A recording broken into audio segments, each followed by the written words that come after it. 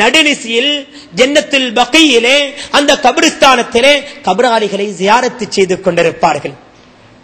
நாம் எல்லோரும் சுன்னத் வல் ஜமாத் என்று சொல்லுகின்றோம், கபர்களை ஜியாரத்து செய்கின்றோம் என்று சொல்லுகின்றோம். எப்பொழுதாவது நாம நடுஜாமத்தில் எழுப்பி போய் கபர்களை ஜியாரத்து செய்த வரலாறுகள் உண்டா? இல்லை. அருமநாயகம் ஸல்லல்லாஹு அலைஹி வஸல்லம் அவர்கள் ஒவ்வொரு நாளும் அவர்கள் நடுநிசியிலே எழுந்து சென்று கபராளிகளை ஜியாரத்து செய்வார்கள். தன்னுடைய தாயார் ஆமினா நாயகி ரலியல்லாஹு அன்ஹா அவர்களுடைய கபர்களை அடிக்கடி போய் சஹாபாக்களோடு போய் ஜியாரத்து செய்து விட்டு வருவார்கள். ஒவ்வொரு வருஷத்தினுடைய துவக்கத்திலேயும் உஹது மலை அடிவாரத்திலே நல்லடக்கம் செய்யப்பட்டிருக்கக்கூடிய அந்த உஹது சஹாபாக்களை ஜியாரத்து செய்வார்கள். அந்த வளமையை ஏனைய கலீஃபாக்களும் 4 கலீஃபாக்களும் மேற்கொண்டு வந்தார்கள் என்பதை ஹதீஸ்கள் நமக்கு பாடமாக சொல்லித் தந்து கொண்டிருக்கின்றன. கபர்களை ஜியாரத்து செய்வது ஷிர்க், அது ஒரு கபர் வணக்கம் என்று இருக்குமாக இருந்தால் அந்த வரிசையில முதல் பட்டியலை போட வேண்டும். ரசூலுல்லாஹ்வை தான் நீங்கள் போடுகின்றீர்கள். நஊது பில்லாஹி மின்னா. கபரை ஜியாரத்து செய்வதன் மூலமாக ஒரு மனிதன் கபர் வணங்கி என்று சொல்லுகின்றீர்கள் என்று சொன்னால் அந்த கபர்களை ஜியாரத்து செய்யக்கூடிய அந்த அமலை உலகத்திலே மிகவுமே செய்தவர்கள் கண்மணி நாயகம் ஸல்லல்லாஹு அலைஹி வஸல்லம் அவர்கள்.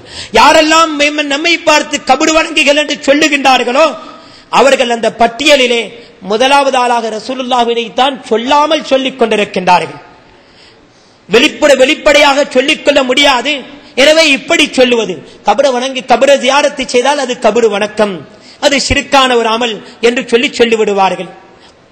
பேரன்பின் இஸ்லாமிய சகோதரர்களே, கபர்களை ஜியாரத்து செய்வது என்பது ஒரு நாளும் வணக்கம் கிடையாது. இபாதத்துல் குபூர், கபர்களை வணங்குவது என்று வந்தால் தான் அது ஷிர்காக மாறும், கபர் வணக்கமாக மாறும். யாரும் கபர்களை வணங்கவில்லை, இபாதத்து செய்யவில்லை, அந்த கபரிடத்திலே போய் இறைநேச செல்வர்களான அவுலியாக்கள் நல்லடக்கம் செய்யப்பட்டிருக்கக்கூடிய அந்த மஸார் ஷரீஃப்களிடத்திலே போய் என்ன ஓதுகின்றோம்? சூரத்துல் ஃபாத்திஹாவை ஓதுகின்றோம். மாலிகி யௌமித்தீன் இய்யாக நஅபுது வ இய்யாக நஸ்தஈன், யா அல்லாஹ் உன்னை தான் வணங்குகின்றோம், உன்னிடத்தில் தான் உதவி தேடுகின்றோம். அந்த கபருக்கிட்ட போயிட்டு கொண்டு, அவுலியாவே உங்களிடத்துல தான் உதவி தேடுகின்றோம், நீங்க தான் எனக்கு உதவி செய்யணும், நான் உங்களை தான் வணங்குகின்றேன் என்று யாராவது சொன்னதுண்டா? அங்கேயும் போய் சூரத்துல் ஃபாத்திஹாவை ஓதுகின்றோம். இய்யாக நஅபுது வ இய்யாக நஸ்தஈன், இறைவா உன்னை தான் வணங்குகின்றோம், உன்னிடத்தில் தான் உதவி தேடுகின்றோம். சூரத்துல் இஹ்லாஸ், ஷிர்க்கை விட்டு ஒரு மனிதனை தூய்மையாக்கக்கூடிய பாதுகாக்கக்கூடிய ஒரு அருமருந்து சூரத்துல் இஹ்லாஸ். அந்த சூரத்துல் இஹ்லாஸை 3 விடுத்தங்கள் அந்த கபர் ஷரீஃப் மஸார் ஷரீஃபிலே ஓதுகின்றோம். இப்படி இருக்கும் பொழுது அங்கே ஷிர்க் ஏற்படுவதற்கு இடம் உண்டா? ஷிர்க்கை பற்றி கண்மணி நாயகம் ஸல்லல்லாஹு அலைஹி வஸல்லம் அவர்கள் ஒரு ஹதீஸிலே சொல்லி காட்டினார்கள்.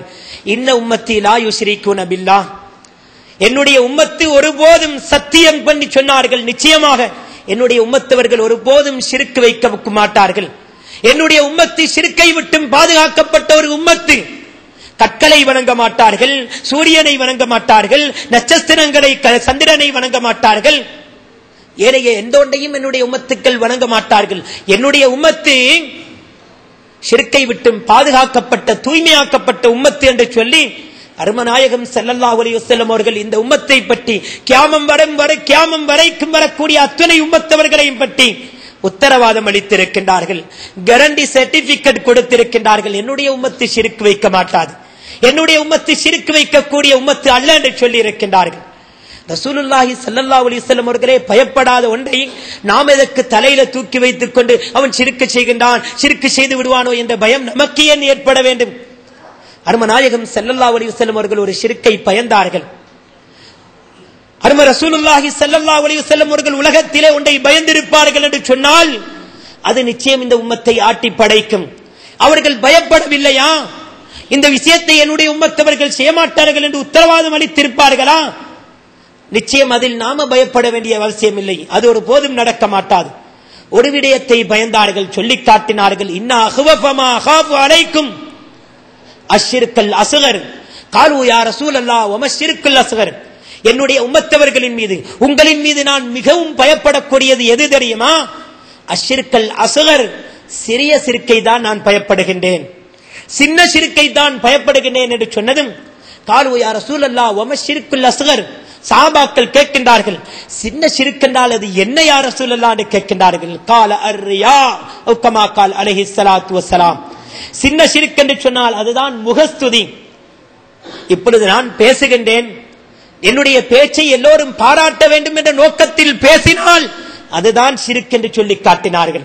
ஒரு மனிதன் தர்மம் கொடுக்கின்றான், என்னை கொடை வல்லல் என்று சொல்ல வேண்டும் என்பதற்காக வேண்டி ஒரு மனிதன் ஷிர்க்காக அதை அந்த சதகாவை கொடுத்து விட்டால் அதை தான் ஷிர்க் என்று சொல்லி காட்டினார்கள்.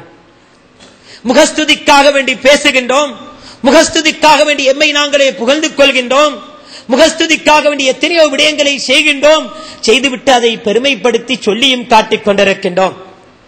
இதை அல்லவா அருமை ரசூலுல்லாஹி ஸல்லல்லாஹு அலைஹி வஸல்லம் அவர்கள் பயந்தார்கள். அருமை ரசூலுல்லாஹி ஸல்லல்லாஹு அலைஹி வஸல்லம் அவர்கள் எதை பயந்தார்களோ அது இன்றைக்கு இந்த உம்மத்தை ஆட்டி படைத்துக் கொண்டிருக்கின்றன.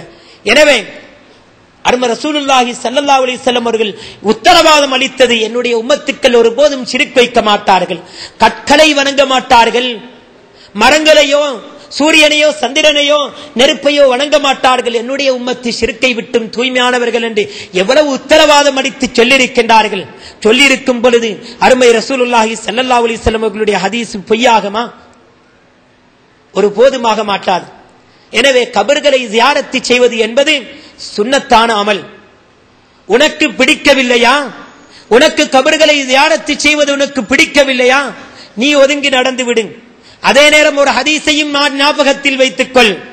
கண்மணி நாயகம் ஸல்லல்லாஹு அலைஹி வஸல்லம் அவர்கள் ஒரு ஹதீஸிலே சொல்லி காட்டினார்கள், ஃபமன் ரகிபான் சுன்னதி ஃபலைஸ மின்னி, என்னுடைய வழிமுறைகளில் என்னுடைய சுன்னாக்களில் எந்த ஒன்றையாவது யாராவது புறக்கணித்து விட்டால், யாராவது வெறுத்து விட்டால் அவன் என்ற உம்மத்தில் உள்ள ஆள் அல்ல. யாராவது என்னுடைய சுன்னாக்களில் ஒன்றை உனக்கு செய்ய முடியுமாக இருந்தால் செய், உனக்கு செய்ய முடியவில்லை என்று சொன்னால் அதை அதுவும் வெறுக்கக்கூடாது, எந்த ஒரு சுன்னத்தையும் வெறுக்கக்கூடாது. வெறுக்காமல் உனக்கு எப்படியாவது சந்தர்ப்பம் கிடைத்தால் நான் செய்வேன் என்ற நியத்தில் இரு.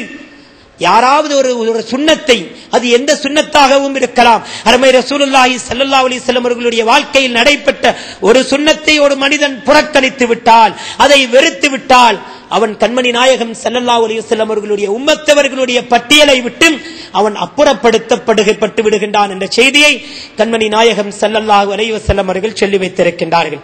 கடைசியாக ஒரு விடயத்தை சொல்லிவிட்டு முடிவுக்கு வருகின்றேன். அருமை நாயகம் ஸல்லல்லாஹு அலைஹி வஸல்லம் அவர்கள் ஒரு விடயத்தை சொல்லி காட்டினார்கள்.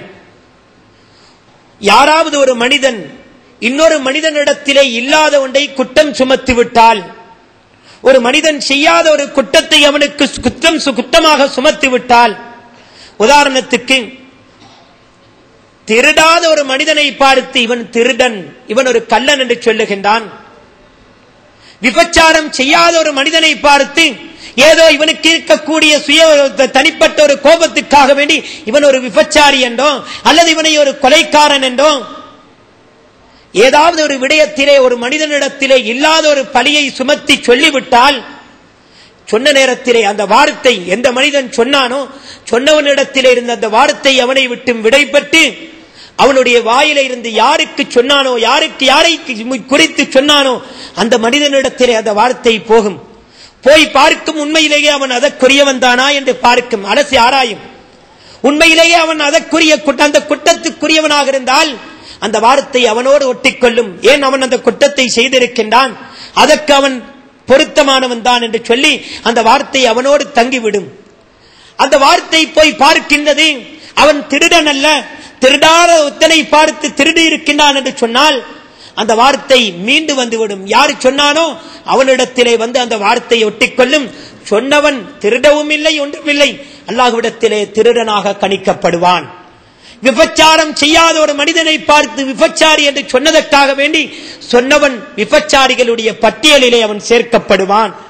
கொலை செய்யாத ஒரு மனிதனை பார்த்து கொலை செய்தான் என்று சொன்னால் அவன் செய்யாத ஒருவனை அல்லவா பார்த்து சொல்லுகின்றான். அந்த வார்த்தை சொன்னவர்களை பார்த்து மீண்டு வந்து அவர்களை கொலைக்காரர்களாக சொன்ன குற்றத்துக்காக வேண்டி இவர்கள் செய்ததாக அந்த குற்றத்தை அவர்கள் அந்த பட்டியலிலே சேர்க்கப்படுகின்றார்கள். இதே மாதிரிதான் ஷிர்க் செய்யாத ஒரு மனிதன், இணை வைக்காத ஒரு மனிதனை பார்த்து இவன் இணை வைத்து விட்டான், இவன் ஒரு முஷ்ரிக்கு, இவன் ஒரு கபர் வணங்கி என்று சொல்லிவிட்டால் யாராவது கபரை வணங்கினார்களா? யாராவது ஷிர்கான ஒரு விடயத்தை அங்கே செய்தார்களா? இல்லையே. எனவே இல்லாத ஒரு விடயத்தை குற்றம் சுமத்தியதன் காரணமாக ஒன்றுமே செய்யாத இவன் வீணாக ஒரு கபரு வணங்கியாக